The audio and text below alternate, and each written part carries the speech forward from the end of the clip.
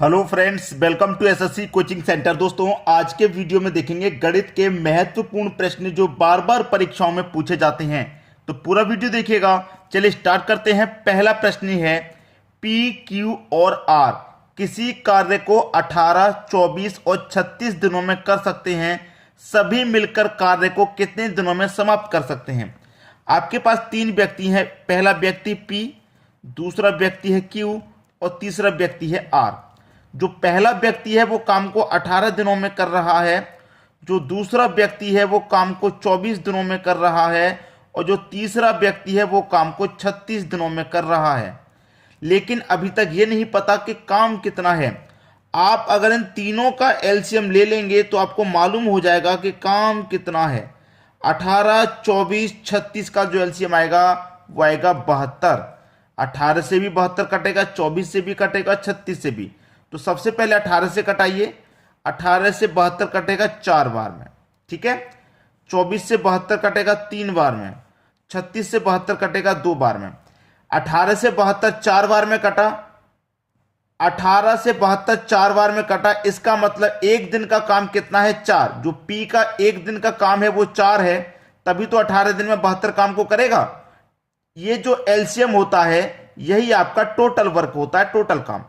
अब एलसीएम आपने ले लिया तीनों का तो 72 आ गया। इसका मतलब आपका जो काम है टोटल वो 72 है। तो जो P है वो एक दिन में 4 काम करेगा, Q एक दिन में 3 काम करेगा, R एक दिन में 2 काम करेगा। कह रहा है कि सभी मिलकर कार्य को कितने दिन में समाप्त करेंगे। अगर ये सभी मिल जाएंगे तो एक दिन का काम कितना हो जाएगा? 4 और 3 7 और 2 9। एक दिन का काम कितना हो जाएगा? 9 हो जाएगा, जबकि टोटल काम आपका 72 है। अब तीनों मिलकर के एक दिन में 9 करेंगे तो 72 को कितने दिन में करेंगे? 9 8 72, 8 दिन में कर लेंगे तीनों मिलकर। पहला ऑप्शन हो जाएगा आपका सही जवाब। आ गया समझ में? अब देखेंगे अगला प्रश्न। अगला प्रश्न है, यदि 9x - 4y 7x + 8y के बराबर है। ये दोनों क्या है? बराबर। मैं यहां लिख लेता हूं, 9x - 4y 7x + 8y के क्या है? बराबर है। तो बराबर है तो बराबर कर दो। तो x y का मान क्या होगा हमें बताना है। x और y का हमको मान बता देना है क्या होगा, ठीक है। सबसे पहले तो यहां पर इसको देखिए सॉल्व करेंगे। ये क्या है आपका 9x, ये क्या है 7x। तो ये 7x में इधर लेके आऊंगा तो 9x में से माइनस हो जाएगा, क्योंकि ये प्लस है। बराबर के इधर आएगा तो माइनस का। तो 9x में से 7x माइनस हो जाएगा तो 2x बचेगा। ये क्या है? 4y और ये 8y। ये माइनस का 4y इधर आके प्लस का 8y, ठीक है। ये माइनस का 4y है ना, इधर आएगा तो प्लस का हो जाएगा। और 8y इधर पहले से है और ये भी इधर आके प्लस, तो 8 और 4 कितना? 12y हो जाएगा। 12y कटा लो पहले तो। 2 1 कम 2 कटेगा, 2 6 12। तो ये क्या हो गया? सिर्फ और सिर्फ 1x हो गया, बराबर ये क्या हो गया? 6y हो गया। हो गया कि नहीं हो गया? अब देखिएगा इधर क्या है? x। इस y को मैं इधर लेके आऊंगा तो x के बटे में y हो जाएगा, बराबर इधर क्या बचेगा? 6। 1 को इधर लेके जाऊंगा तो 6 के बटे में 1। इसका मतलब x का जो मान है वो 6 है और y का मान 1। तो x का जो मान है वो 6 है और y का मान 1। तो हमें x और y का मान पता करना था। 6:1 हो गया, यानी कि सी ऑप्शन आपका बिल्कुल सही जवाब। अब देखेंगे अगला प्रश्न। अगला प्रश्न है, प्रश्न चिन्ह के स्थान पर कौन सी संख्या आएगी? 82, 70, 76, 64, 70, 58 क्वेश्चन मार्क। इस क्वेश्चन मार्क के स्थान पर क्या आएगा वो बता देना है। अब देखिए यहां पे 82 है, 82 से पहुंचे हम 70 पे। तो 82 पे जब 70 पे पहुंचे तो कितना कम हुआ? आप बोलेंगे सर 12 कम हुआ। फिर 70 से पहुंचे 76 पे। 70 से 76 पहुंचे, कितना बढ़ गया? आप बोलेंगे सर 6 बढ़ गया। फिर 76 से पहुंचे 64 पे। 76 से 64 पे पहुंचे तो फिर से 12 कम हो गया। फिर 64 से पहुंचे 70 पे। 64 से 70 पे पहुंचे तो फिर क्या हो गया? 6 जोड़ दिया गया। फिर 70 से पहुंचे 58 पे, फिर से 12 कम कर दिया। तो समझ में आया क्या लॉजिक है? -12 + 6 -12 + 6 -12 + 6। यहां क्या आ जाएगा? +6। तो 58 में जोड़ दीजिए 6, कितना आ जाएगा भैया? यहां पे 64 आ जाएगा। इसका मतलब सी ऑप्शन आपका सही जवाब हो गया। अब देखेंगे अगला प्रश्न। अगला प्रश्न है, कोई निश्चित राशि 2 वर्षों में स्वयं की 2.25 गुनी हो जाती है। यदि यह वार्षिक रूप से संयोजित की जाती है तो ब्याज की दर ज्ञात करें। ठीक है, यहां पे हम करेंगे क्या, यहां पर पहले समझ लीजिए, एक तरफ तो प्रिंसिपल होगा और एक तरफ होगा अमाउंट। ठीक है, हमारी कोई राशि 2 वर्षों में स्वयं की कितनी होगी, 2.25 स्वयं की। लेकिन वो राशि स्वयं कितनी थी क्या आपको पता, नहीं पता। जब नहीं पता तो उस राशि को आप 1 मान लीजिए। वो राशि कितनी है हमारी, 1 हो कितनी गई, 2.25 हो गई, 1 से 2.25 हो गई। ठीक है, अब यहां पे याद रखिएगा कि ये 2 वर्ष के लिए है तो स्क्वायर रूट करेंगे, 3 वर्ष के लिए रहेगा तो क्यूब रूट।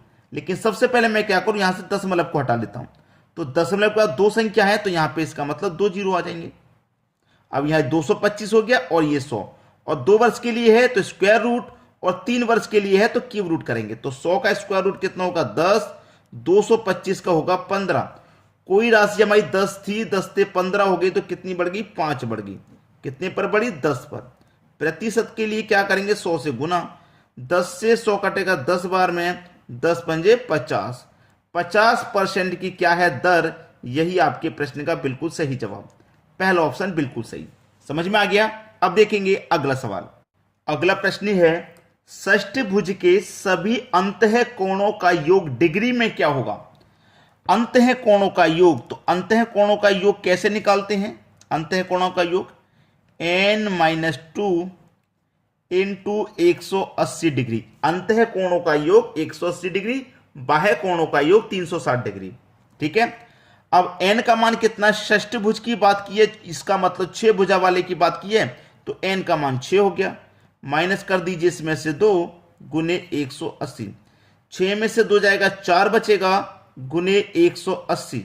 ठीक है, 18 का गुना 4 से कर दो तो 72 होता है, और एक ही जीरो आ जाएगा, मतलब 420। ये आपका सही जवाब 720। सी ऑप्शन बिल्कुल सही जवाब। आसानी से क्लियर हो गया, कोई परेशानी नहीं होगी किसी को भी। अब देखेंगे अगला प्रश्न। अगला प्रश्न है, ए, बी और सी की आयु का अनुपात 3, 4, 5 है। यदि उनकी आयु का औसत 24 वर्ष है तो बी और सी की आयु क्या होगी, बी और सी का आयु का योग क्या होगा। 3 व्यक्ति हैं आपके पास, ए, बी और सी। ठीक है, तीनों की आयु का अनुपात है आपके पास 3, 4, 5। ये आपके पास अनुपात है तीनों की आयु का। ठीक है, तीनों की आयु का अनुपात। अब आपसे क्या कह रहा है, औसत दे रखा है आपको 24 का, औसत है 24 का। ठीक है, औसत। अब देखिए औसत जब 24 है, यहां पे याद रखना, जब औसत आपके पास 24 है तो आप क्या करेंगे, अनुपातों का भी औसत कर लेंगे। अनुपातों का औसत कर लेंगे तो अनुपात आपके पास क्या है, 3, 4, 5 जोड़ दीजिए, 5 और 4 और 9, 3, 12। कितना हो गया, 12। जितनी संख्या होती है उतने से डिवाइड कर देते हैं। 3 संख्या 3 से डिवाइड कर दो 12 में, 4 बार में जाएगा। इसका मतलब औसत 4 है, अनुपात का औसत 4।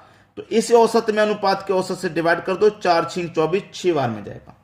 ठीक है, हमसे पूछ रहा है बी और सी की आयु का योग। तो 6 का गुना 4 से कर दो, कितना हो जाएगा, 24, 6 पंजे 30। दोनों का योग पूछ रहा है 54 वर्ष। दोनों का योग कितना हो गया, 54 वर्ष। ठीक है, बी ऑप्शन बिल्कुल सही जवाब है। सभी को समझ में आ गया आसानी से। अब देखेंगे अगला प्रश्न। अगला प्रश्न है, समबाहु त्रिभुज का परिणाम 12 सेंटीमीटर है, त्रिभुज का क्षेत्रफल ज्ञात करें। देखिए सबसे पहले मैं यहां पे त्रिभुज बना लेता हूं एक। ठीक है, त्रिभुज छोटा सा मैंने बना लिया। आपसे कहा गया कि समबाहु त्रिभुज का परिमाप 12 सेंटीमीटर है। इसका मतलब क्या है, इसकी जो तीनों भुजाएं हैं वो बराबर हैं। ठीक है, जो तीनों भुजाएं हैं वो बराबर हैं। अब तीनों भुजाएं ना बराबर हैं, इसका मतलब परिमाप क्या है, 3a। 1a, 2a, 3a, तो परिमाप कितना हो गया, 3a हो गया। परिमाप कितना दिया गया है, 12 बराबर 3a। 3 से कटा दूंगा 12 को, 4 बार में कटेगा तो a का मान आ गया 4। a का मान कितना आ गया, 4 आ गया। ठीक है, इतना क्लियर है, a का मान 4। आपसे पूछ रहा है कि क्षेत्रफल ज्ञात करना। क्षेत्रफल मतलब एरिया निकालना है। ठीक है, तो त्रिभुज का एरिया कैसे निकालते हैं, √3/4 इंटू a का स्क्वायर। ये त्रिभुज का जब आपको एरिया निकालना है तो इसे अभी के अभी नोट डाउन कर लीजिए अपनी कॉपी में। ठीक है, निकल के आ जाएगा, √3/4 इंटू ए का स्क्वायर। ए का मान 4 है तो 4 का स्क्वायर करेंगे। 4 का स्क्वायर का मतलब 4 गुने 4 होता है। तो 4 से कट गया 4, तो 4√3 आंसर भाई 4 का गुना √3 से होगा, तो 4√3 यही तो आपका एरिया निकल के आया 4√3। 4√3 बी ऑप्शन आपका सही जवाब है। उम्मीद करूंगा कि सभी प्रश्न आपको आसानी से समझ में आ गए, कहीं पर कोई प्रॉब्लम नहीं होगी। वीडियो पसंद आया लाइक करें, दोस्तों में शेयर करें। अगर आपने हमारे चैनल को अभी तक सब्सक्राइब नहीं किया तो सब्सक्राइब करके बेल आइकन का बटन दबा दें। ठीक है दोस्तों, धन्यवाद।